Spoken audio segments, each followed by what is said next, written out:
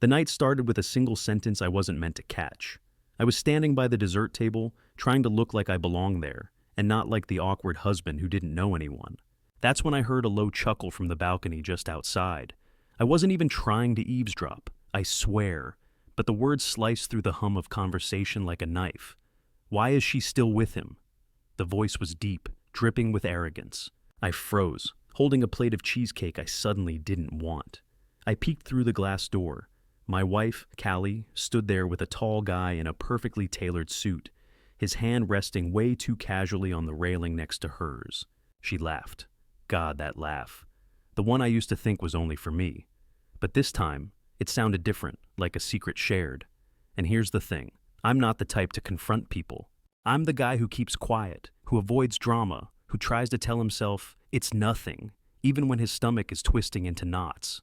But something about the way that man looked at her, like he already owned her, made my chest burn. I stayed frozen behind that glass door, every nerve screaming that I shouldn't listen, that I'd regret what I might hear next. He doesn't even realize, does he? The guy murmured, his tone almost playful. Stop, Callie whispered, glancing over her shoulder. Stop. Not, what are you talking about? Not, don't say that. Just stop. I set the plate down, my hands trembling so badly I nearly dropped it. Was I reading too much into this? Maybe it was just harmless work banter. Maybe I was being paranoid. But then he leaned closer to her, his lips just inches from her ear, and I saw her smile in this quiet, knowing way that I hadn't seen in months. And that's when I realized I didn't recognize my own wife anymore. I stepped outside, heart pounding, trying to act casual, like I hadn't just overheard the kind of comment that keeps a man awake at night. Both of them looked at me, a flash of surprise on their faces that vanished too quickly. Leon, hey, she said, as if nothing had happened. This is Nathan, my coworker. Nathan smiled at me, slow and deliberate, like he knew something I didn't. Good to finally meet you, man. Finally, I nodded, shaking his hand, but I didn't say anything. My mind was too busy racing, replaying his words, her whisper. The rest of the party was a blur. I laughed when I was supposed to, nodded when people spoke, but my eyes kept finding them. The way Nathan hovered near her, the way she seemed to light up around him. It felt like I was watching a movie I wasn't meant to see, one where I was just an extra, not the main character. And when we finally left that party, I couldn't shake the feeling that something inside my marriage had quietly cracked. And I was the only one who noticed. The ride home that night was suffocating. Callie sat in the passenger seat, scrolling through her phone like nothing had happened, while my hands clung to the steering wheel hard enough to make my knuckles ache. I wanted to ask her. I wanted to demand, who is Nathan really? Why did he say that? Why did you just stand there smiling like it was all a joke? But I didn't. I stayed silent, chewing on the inside of my cheek, pretending I was okay. When we pulled into the driveway, she hopped out of the car with a bright smile and said, "You were quiet tonight. Are you tired?" Tired.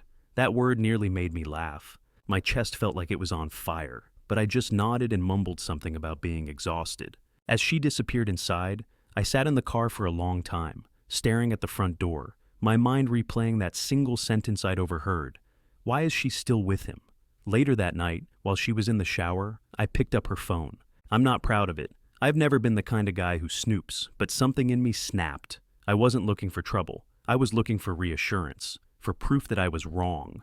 But as I scrolled through her messages, my stomach dropped. There were no texts from Nathan, not one, which was strange considering she'd mentioned him several times in the past few weeks. It wasn't that she'd deleted messages, I couldn't prove that, but the gap felt unnatural, like someone had carefully erased a thread. And then, right when I was about to set the phone down, I noticed something else. A saved photo in her gallery from a rooftop party. A candid shot of Nathan with his arm draped casually around her shoulders. She was smiling like she hadn't smiled with me in years. I put the phone back before she walked out, my heart pounding so loudly I could barely hear her ask, "What's wrong? You look pale." "Nothing," I said, forcing a smile. "Just tired."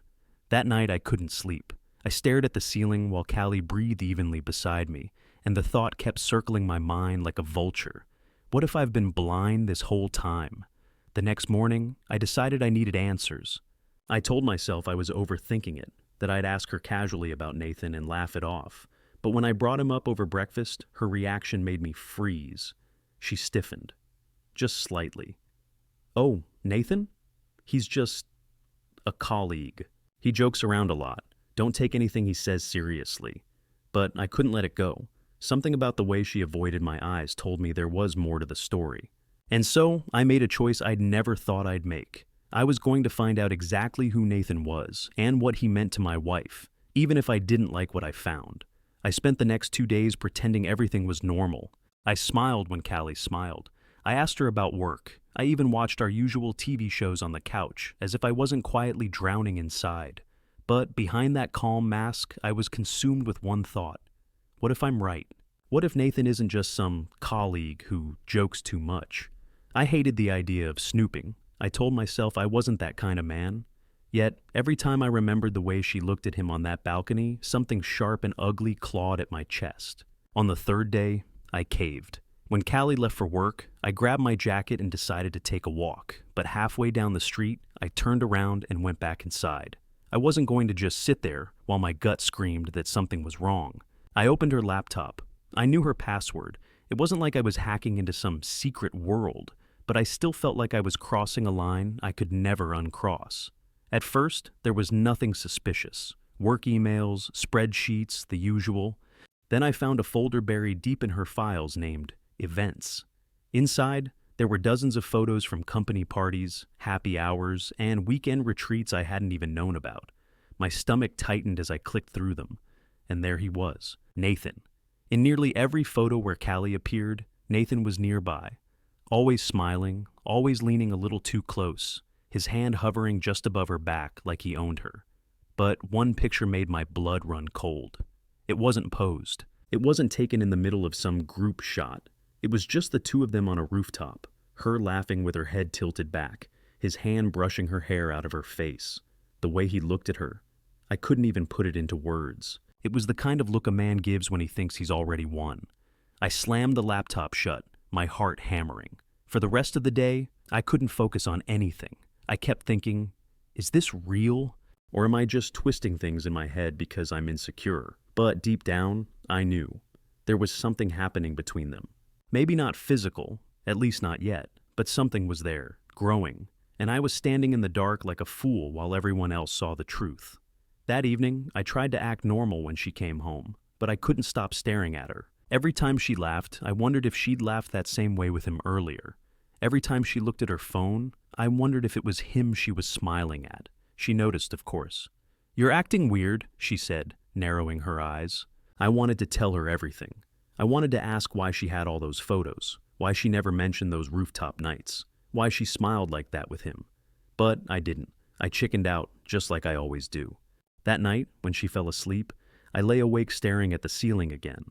I knew I couldn't keep pretending. I had to do something, anything. So I made a plan. I was going to show up at her next work event, uninvited, unexpected, and see for myself. If Nathan was there, I'd watch them. I'd watch her. I'd get my answers, even if they tore me apart.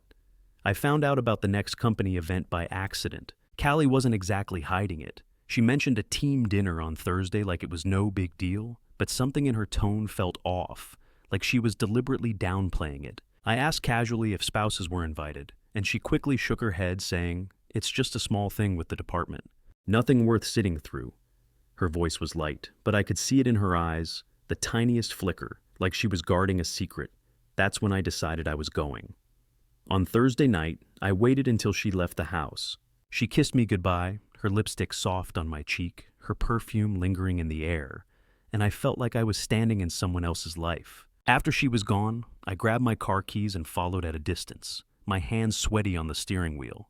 It felt wrong, but I couldn't stop myself. She drove downtown, past the familiar restaurants we'd been to 100 times, to a sleek, modern place with floor-to-ceiling windows that practically glowed in the night. I parked across the street, my heart pounding like a drum, and waited. From the outside, I could see everything. The long table filled with smiling faces, the glasses of wine, the laughter. And there she was, sitting across from him. Nathan, like the two of them were the main characters in some perfect scene I didn't belong in. I told myself I'd just watch for a minute, just long enough to reassure myself that I was being paranoid. But that reassurance never came. The way she leaned forward when he spoke, the the way his hand brushed against hers when passing a glass. It wasn't the behavior of just colleagues. It was subtle, quiet, but it was there. And every second I watched them, I felt something inside me crumble. Then something happened that I'll never forget. Nathan said something I couldn't hear through the glass, and Callie laughed. Not just a polite laugh, but that deep belly laugh I hadn't heard from her in months. It was like watching her become a version of herself that didn't exist with me anymore. I wanted to burst in there, scream, demand to know what was happening. But I stayed frozen, my breath fogging up the car window. After dinner, I saw them leaving together, not hand in hand, not anything overt. But they walked side by side, close enough that their arms brushed. Nathan opened the door for her like some smug prince, and she smiled at him in a way that twisted my insides. They didn't see me following them down the street, keeping just far enough back to avoid being noticed. My heart was hammering so hard I thought it might give me away. And then I saw something that nearly made me stop breathing. As they stood waiting for the valet, Nathan leaned in and whispered something in her ear, and she didn't move away. She just stood there, smiling, her head tilted slightly, like whatever he said belonged to them and them alone. I didn't wait for more. I couldn't. I drove home in silence, every thought screaming at me. When Callie finally walked through the door an hour later, I was sitting on the couch, staring at the blank TV screen. She looked surprised. "You're up?" she asked, setting down her bag. I smiled, a fake, hollow thing, and nodded. "Yeah, just couldn't sleep." She didn't notice the tremor in my hands, or the way I was staring at her like I was trying to see the truth through her skin. And I didn't say a word. Not yet. Because something told me I was just scratching the surface of whatever was really going on. The next morning, I woke up with a pounding in my chest that wouldn't go away. Callie was in the kitchen making coffee, humming softly, as if the night before hadn't happened. She looked so calm, so effortless, as though she had no idea that I'd spent the entire night awake, staring at the ceiling, replaying every second of what I saw at that restaurant. I sat at the table, watching her, trying to read her face. But she was as unreadable as a locked book. I wanted to ask her right then and there. I wanted to just say, "Callie, what's going on with Nathan?" But the words wouldn't come. Every time I thought I was ready to confront her, I remembered that laugh, that smile, and I felt small. Like maybe she'd just laugh at me, call me paranoid, tell me I was imagining things. So instead, I did something reckless. I decided I'd go straight to the source. I'd talk to Nathan myself. The idea terrified me, but the thought of doing nothing was worse. I found him easily enough. His company profile was public, and he wasn't exactly shy about posting on social media. That night, while Callie was working late at the office, I drove downtown to the bar he often tagged himself at with his coworkers.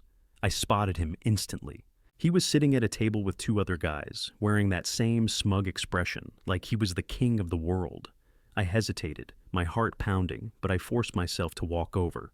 "Nathan?" I asked, my voice shaking just enough for him to notice. He looked up, confused at first, then grinned when recognition hit. "Leonard, right? Emily's husband. Didn't expect to see you here." The way he said it made my skin crawl. I sat down across from him, without being invited, ignoring the curious glances from his friends. "I want to talk to you," I said quietly. Nathan leaned back in his chair, clearly amused. "Sure. What's on your mind?" I stared at him, my pulse thundering in my ears. "I saw you with my wife, at the restaurant. The way you talk to her, the way you look at her. What's going on between you two?" He laughed, actually laughed, like I'd just told the funniest joke of his life.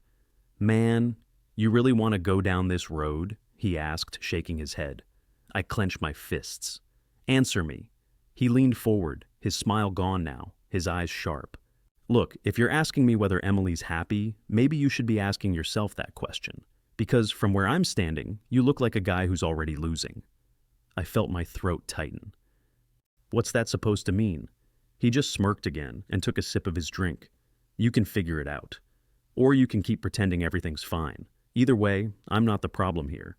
I wanted to hit him. I wanted to wipe that smug look off his face, but I didn't.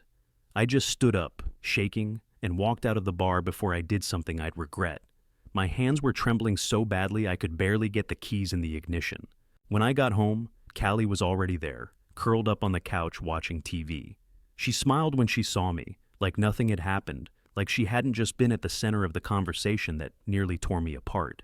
I stared at her for a long moment, my mouth dry, but I said nothing, because now I needed more than just words or suspicions. I needed proof. That night, I made a decision that would change everything. I was going to find out the truth, no matter what it took. The morning after my confrontation with Nathan, I woke up feeling like a stranger in my own life. I could barely look at Callie without seeing his smug face, without hearing his voice telling me that I was already losing. I kept asking myself if I'd imagined the whole thing, if maybe I was just an insecure husband reading too much into a few. Laughs and glances. But no matter how I tried to rationalize it, that gnawing feeling wouldn't leave me. I knew something wasn't right, and now I wasn't just going to wait around, hoping she'd confess or that I'd magically stop caring. I needed real answers. That night, when Callie said she had to stay late at work again, something inside me broke. It wasn't the first time she'd said it recently, and every time, she had that same distant tone, the one that made my stomach twist into knots. As soon as she left, I grabbed my jacket, and without even fully realizing what I was doing, I followed her. I felt pathetic, like some desperate character in a bad movie, but I couldn't stop myself. She drove to her office building downtown, just like she said. I parked a block away and waited, my hands shaking on the steering wheel. For almost half an hour, I saw nothing. Then, just as I was about to convince myself I was overreacting, I saw her walk out, not alone. Nathan was right there with her, walking close enough that their arms brushed. They weren't holding hands or anything blatant, but the way they moved together. It didn't look like two coworkers leaving the office. It looked like something else, something I didn't want to name. I tailed them to a quiet little cafe, the kind of place you'd go for a romantic date, not a business meeting. I stayed across the street, watching through the window as they sat at a small corner table. She was smiling at him in a way she hadn't smiled at me in months, soft, unguarded, like he was the only person who could make her feel alive. He leaned in close, talking in that low tone that made her laugh, and every laugh was like a blade twisting deeper into me.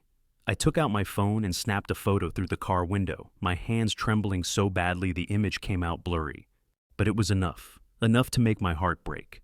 I didn't confront her that night. I didn't even ask. When she came home, she kissed me on the cheek like everything was fine, like she hadn't just spent the evening with another man, smiling and leaning close and giving him that look that used to be mine. I wanted to scream, to demand answers, but I didn't. I swallowed it all down, feeling like my throat was filled with glass. The next day, I started digging. I checked our phone records, something I never thought I'd do. And sure enough, Nathan's number showed up over and over again. Calls, texts, late-night messages I never knew about. My hands were shaking as I scrolled through the list, each new timestamp making me feel sicker. I even called one of the numbers from an unknown phone, just to see if it was him. His voice on the other end was unmistakable. That night, when Callie came home, I stared at her like she was a stranger. I couldn't look at her the same way, not with all the evidence swirling in my mind. And still, I didn't say anything. I told myself I needed more. I needed something undeniable, something that would rip the truth out into the open so she couldn't hide anymore. So I did something I never thought I'd do.